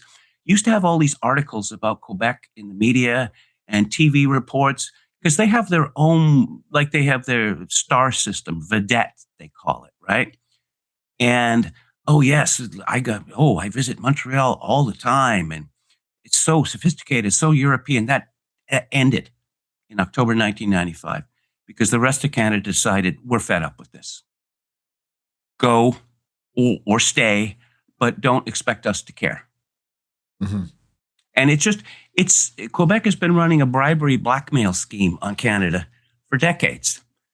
And we have this thing called equalization in Canada, where the productive provinces are robbed to pay the non-productive provinces. And Ontario, incredibly, is now a non-productive province. And Quebec gets the lion's share of this equalization, which comes from 3 provinces only: British Columbia, Alberta, and Saskatchewan. They That's pay the all freight oil, right? and natural gas Yeah. and mining, but they pay the freight for the rest of Canada. Without these equalization payments, Quebec, there would be just wholesale depopulation, just as happened in, say, Puerto Rico. Right. Well, I mean, that's the obvious thing now, right? Because Alberta seems to be the territory that's edging the closest toward leaving Canada. And of course, now in the United States, there's open discussion that if Alberta did that, we would try to annex them or at least make the offer. Well, you've probably heard, and a lot of the listeners may have heard, that Alberta is described as a conservative province. I mean, small c, conservative. Right. It's not. It's not, for the reason that for quite some time, the majority of the people who live in Alberta were not born in Alberta. And Alberta economy, it used to be agricultural, but they had the big oil strike in Leduc in 1947, and then it became an oil and gas economy, and that is boom and bust. And boom and bust economies are not conducive to conservatism. They're not. British Columbia is even worse in terms of the percentage of people who were actually born in this province. And yeah, just, the Premier, Jason Kenney, who I mentioned earlier, he put up billboards in Toronto and such places: come to Alberta, come to Alberta. And with the result that, say, in Edmonton and Calgary, how much does it cost to rent a house in these places now? Oh, you mean that effectively doubling the population of the province in a matter of, 3 decades? You don't think that's going to make things vastly more expensive? You don't think there's going to be enormous lines at the emergency room, people waiting 12 hours and not being treated? And now we have MAID, medical assistance in dying. Oh, yeah. Or physician-assisted murder, as I like to call it.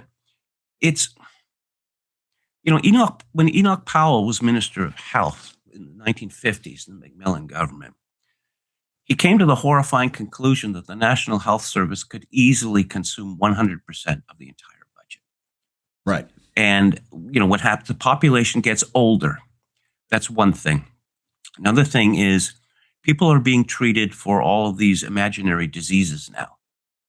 Right? Right. And there simply isn't the base to pay for this, so there has to be rationing.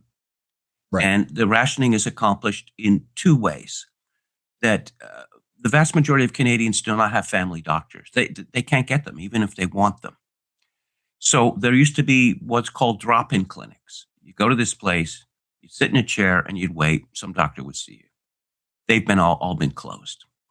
It's all centralized in one location now, where you have to call at 8 o'clock in the morning precisely, or you don't get to see anyone that day. You can go to the emergency room. Last time I was in an emergency room, I got kind of fed up after about 4 hours. And there was a woman who'd been sitting next to me, and I asked her, what was wrong? She said, well, I fell off my bicycle. I think I separated my shoulder. And I said, how long have you been here for? She said, since 11 a.m. I said, 11 a.m.? It was like 6:30 in the evening by then. Right. And I said, well, when do you think you're going to be treated?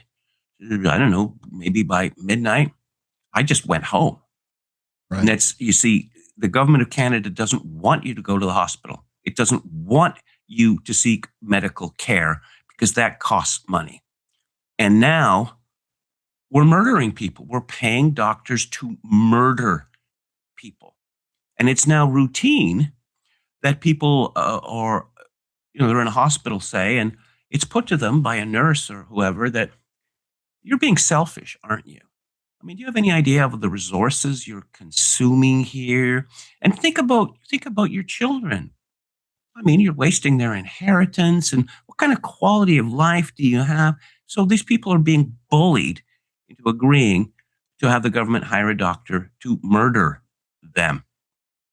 It may still be on the books. It was on the books in Canada's criminal code for decades and decades and decades that one could not consent to slavery, indentured servitude, torture, or murder.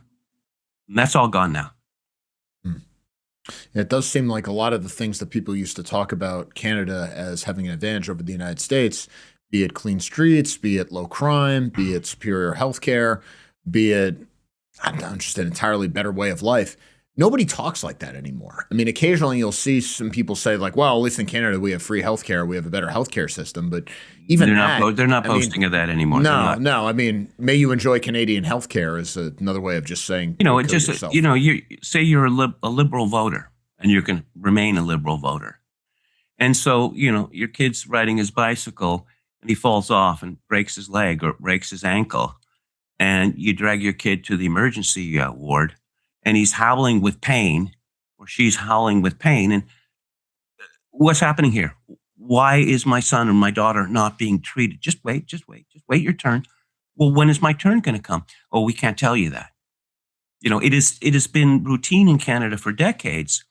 People with degenerative heart conditions, they're put on a waiting list, which is typically 18 to 24 months for an operation.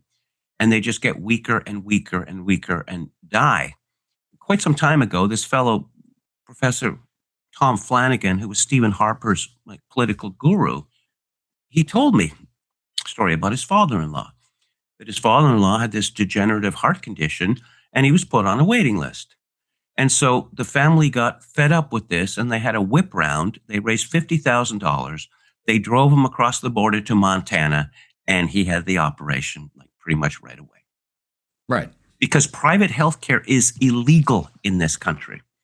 I believe there's only 3 countries in the world where private healthcare is illegal, one of them being North Korea. It's illegal in Canada.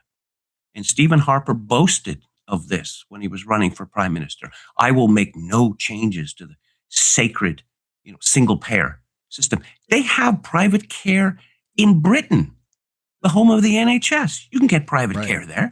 And it makes sense. Hey, if you want to jump to the front of the line, if you want better quality, well, open your wallet, right? Oh, no, we can't have that. That would be iniquitous. Right. But of course, anybody who wants it will in get the provision of any other, goods or services in life, if you have the money, you can get it. But no, apparently for some reason in Canada, provision of health services, that's different than the provision of any other services. Is it more important than, say, food? I would say that it isn't, because without food, people die, a week or two. Is it, heat? Roof over your head? Right, yeah, right. No, this is different healthcare, because it came to Canada in 1965. Is blatantly unconstitutional because the Constitution of Canada states specifically that health and education are the sole responsibility of the provincial governments. See, we have the same dynamic in Canada as the United States. We're federalist countries. Are we? Are we a federalist country? Because it seems like if Ottawa or Washington D.C. decides to stomp on one of the states or provinces, that's what they do. Right. Eisenhower sent in the 101st Airborne to Little Rock with fixed bayonets to integrate the schools. I mean, just calling the United States a federalist country after that is just a joke. Right.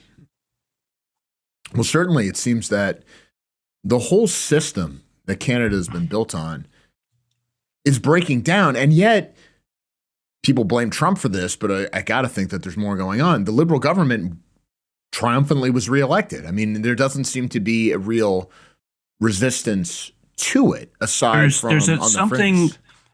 This is a one-time thing. The New Democratic Party, which was established as the working class party, right? It hasn't been that for decades. It's the faculty club party, okay? And they base it's all identity politics with them. And the Liberals decided, no, you want identity politics? We're going to ram identity politics down your throat. We're going to have the Prime Minister of Canada, like Mark Carney, yucking it up with one of these pup play guys, right? He's dressed up as the head canine, and you got all these men down on their hands and knees in cages. and Right. also hugging a leather daddy. Okay, so the liberals know we're the identity politics party, and so the NDP thought it would be so cute if they elected a turban-wearing Sikh called Jagmeet Singh as their leader. And the party pretty much disappeared in the last election because this man, I mean, you don't pick someone who looks like a cartoon villain to be the leader of your party. So the NDP support collapsed.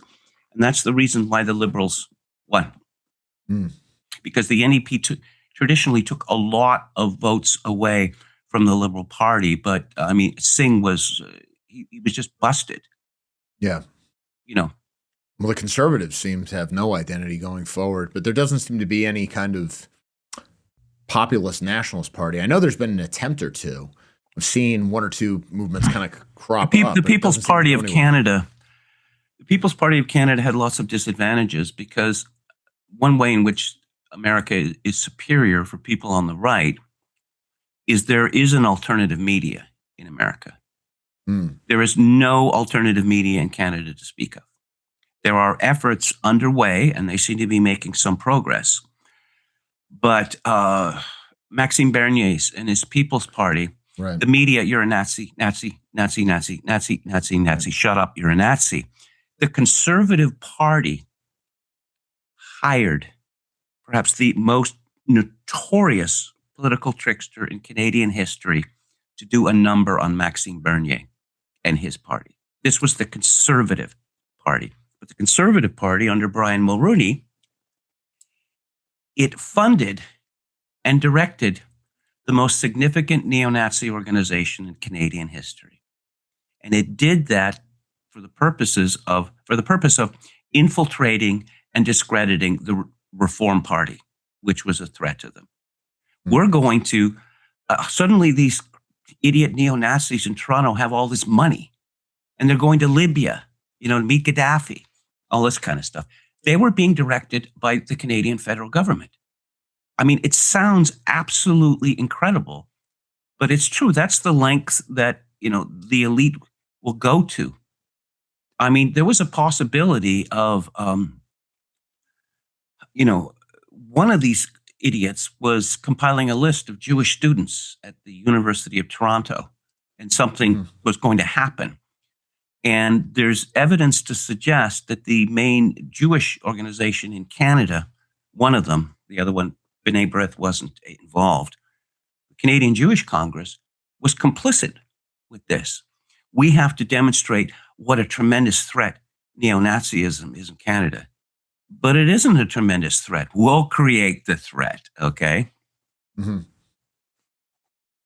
Yeah, I mean, you've seen certainly a lot of things where every time there seems to be an incident. Well, you saw this in the latest thing in Australia, right? I mean, they said, oh, well, of course we knew, the security services knew who this guy was. And it's like, well, why didn't you do anything about it? It's like, well, because we were too busy chasing the far right. And what has been the reaction in Australia since the shooting is they're pushing through more legislation to control speech and go after the far right, regardless of who actually did the attack. But this seems to be a larger problem with the Anglosphere outside the United States, with the United Kingdom, with Australia, with Canada. The governments seem to be uniquely repressive and uniquely hostile to the core population in a way that even the American government is not. I mean, what happened to the Anglosphere after World War II? Because it seems to be in just about every single country, not excepting New Zealand, too, where you've got the same sorts of program of in New Zealand, they've decided to have a genocide of cats. Have they now? They have. Nothing would surprise me. I'm not making this up, okay? There are creatures called feral cats. Cats, unlike dogs, can survive in the wild. And they have to, why would you even consider this? Oh, well, they're going to kill all the birds. You probably noticed this. When I was young, most cats were allowed outdoors. Right. They'd meow and you'd let them out. And they do their business, right? You didn't have to take them out on a leash and pick up after them. And then they'd meow and you'd let them back in. Oh, now we were told, no, you can't do this. It's too dangerous for them. Also, they'll massacre all the birds. When I was young, and people had cats and they were let out all the time, there were plenty of birds around. But New Zealand has decided that its bird population is in critical peril. So they've decided to do a genocide of cats. And it was suggested, well, what about these cats? Some cats that aren't feral, that have homes, are let outside. They go out, do their business, have their fun, and then they come back in. Well, you probably should stop doing that. The idea being, if we see a cat, we'll kill it on sight. That's the sort of thing that exercises people in New Zealand now. They've even talked about changing the name of the country, I think, too. I mean, they're talking about changing it to a Maori name because that seems to be the trend in every single one of these countries. Australia, you have this kind of alternate identity of the indigenous are the true owners. In New Zealand, the Maori are the real owners of the country. And then in Canada, of course, you've got this attempt to create a sort of original sin for Canada with these residential schools and the so-called First Nations as the real owners it's of all the country. bogus. It's all completely bogus. Not far from where I live, there was a street called Trutch. And this was a 19th century British colonialist in my province. Oh, no, he said very bad things about the native people. The native peoples in North America, they don't have written languages. It's all entirely an oral culture. So a few decades ago, linguistics professors decided they were going to create languages for these various tribes. And if you look at the orthography, oh, is that an upside down question mark? And all of this stuff. I would say that fewer than 1 in 1,000 Indians can read these languages, but now they're put up everywhere. And people look, there's been cases in Vancouver where, calling emergency services, well, what street are you on? I'm on street. I'm sorry, there's no such street as that. Yes, there is. That's what it says on the signs. Right. And, look, I started in radio almost 40 years ago. And so we'd have all these Indian leaders come on. And I never heard a single one of them talk about the residential schools. Not one. Right. It was the Indian chiefs who invited, it was typically Catholic, but some Anglican orders, to create these schools and to teach their children. They were invited in. And now we're told that, it was just it was a murder regime. Yeah, I mean, they portray these places like they were supposed to be extermination camps or something. But like, what? Why would they do that? And two, there are no actual graves. I mean, they did this whole they did this whole like investigation with all this elaborate like ceremony and everything else, and then they didn't find anything. Well, no, there was no. See, what they did was they used a technology which determines disturbances beneath ground level. And so based on this, we've determined that there are 215 dead bodies here, including that of a 3-year-old. 3-year-olds don't go to school. I knew the story was bogus with that one detail. Okay, so obviously you're going to dig this up and find the skeletons. Oh, no, that would be disrespectful. Okay, fine. So the Canadian government starts handing out like billions of dollars for this. Mm-hmm. It's a scam, but there is now talk in Canada. This term, Canada suffers from Holocaust envy. Seriously, suffers from Holocaust envy. Oh, because we had this Indian Holocaust, Indian genocide. What are you talking about? The population, if you go back to 1900 and compare the Indian population, native Indian population today, it has exploded since then. There's no genocide, but now there's this talk to make so-called residential school denialism a criminal offense. And these people who actually are brave enough to tell the truth about it are shouted down and attacked when they speak. But, well, I should have mentioned this before. A few decades ago, the Supreme Court of Canada ruled that truth is not defense. Truth is not a defense to an accusation of hate speech. So there can be, cannot say that there is free speech in Canada. I was familiar with the case, and I actually read the records. It was this fellow who he had a telephone line. You know, you'd call it up and you'd hear some interesting fact. And this guy didn't like the Jews. Okay. And I read the transcripts. And did you know that the Bolshevik Party was dominated by Jews and all this? And well, one, it's true. And it's not, I mean, almost no one disputes this anymore. Right? And no, so we have to convict this fellow for this shocking telephone message. John Taylor Ross was his name. And again, I got to see, you know, the transcripts of the case, and I thought, oh, because the newspapers never report on this, right? Someone said something so horrific, we can't report it. Yeah, but you could paraphrase it. But they don't even do that. So I read all the stuff, and I saw the transcripts of the messages, John Ross Taylor's messages, and I thought, that's it? That's pretty anodyne stuff. But that was enough to convict him. Yeah. And again, truth, not a defense to an accusation of hate speech. Well, it's a pretty depressing scenario that you're painting here. So as the last question, it's coming up in an hour, what prospects is there for some sort of a revival in Canada? I mean, I've seen a few groups that are organizing mostly on Twitter and X. I haven't been to Canada myself. I don't think they would let me in the country, so I'm not even going to try. But it does seem like there are a lot of people who are frustrated with what's going on, and yet there doesn't seem to be a mainstream political resistance on the right. There's not even a soft nationalist party of the sort that you would get in Europe, and there's certainly not a Trump-like figure who can be kind of a rallying point for all these different things. Is there any hope, basically? If you look at the Conservative Party of Canada, their leaders are always obsessed with process. Okay. Oh, we just have to change a few regulations here and everything will be fine. No, that's not what Canada's problem is.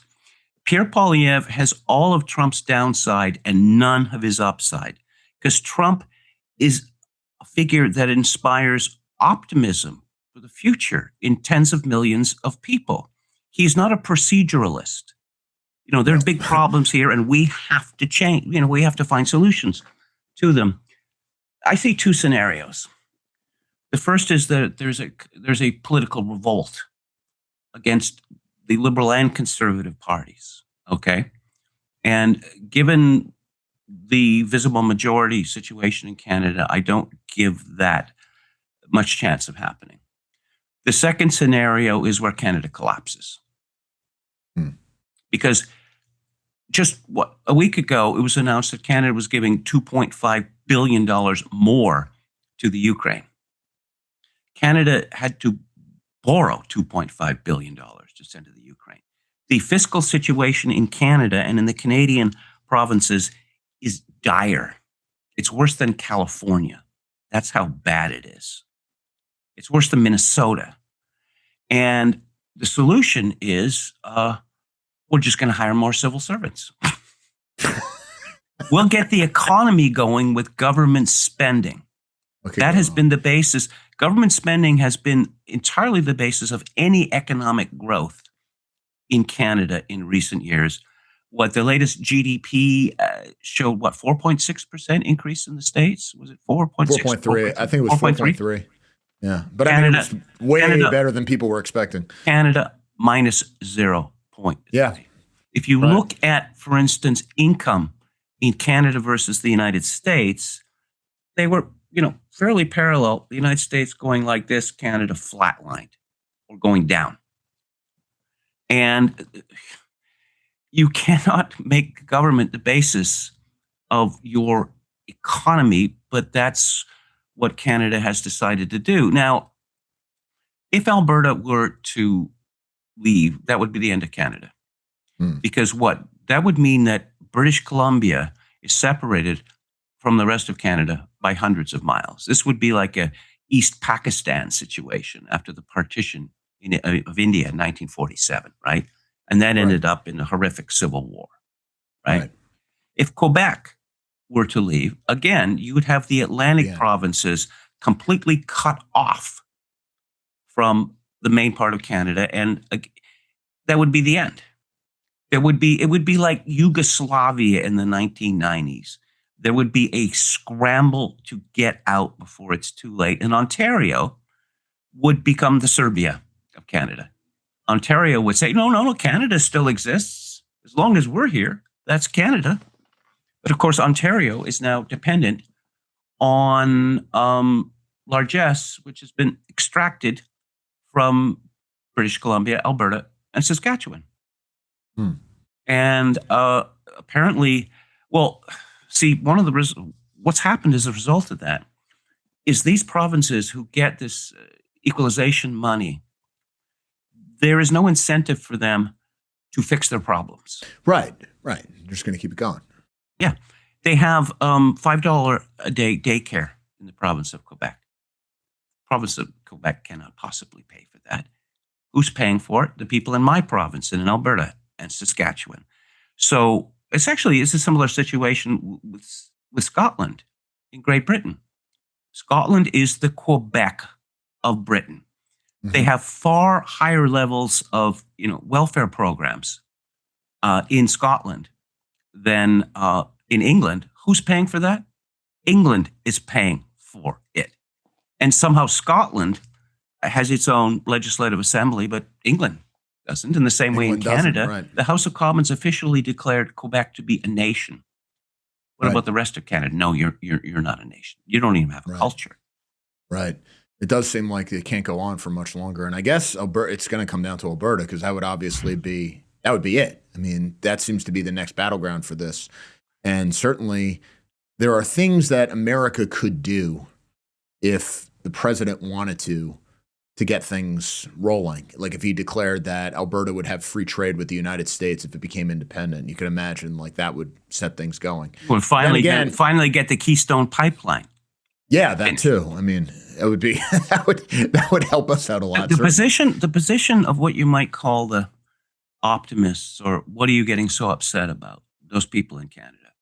Adam Smith wrote, and I may not have this exactly right, there's a great deal of ruin in a nation. Yep. No, that's right. And that's true. But as I like to say, there's not an infinite amount of ruin in a nation. And as Herbert Stein famously said, systems continue until they stop. Right. That's exactly right. Well, sir, this has been really great. Where can people find you? I'm on Twitter, at KMG Victoria. And I am on Rumble Monday to Friday from 4 p.m. Pacific to 6 p.m. Pacific.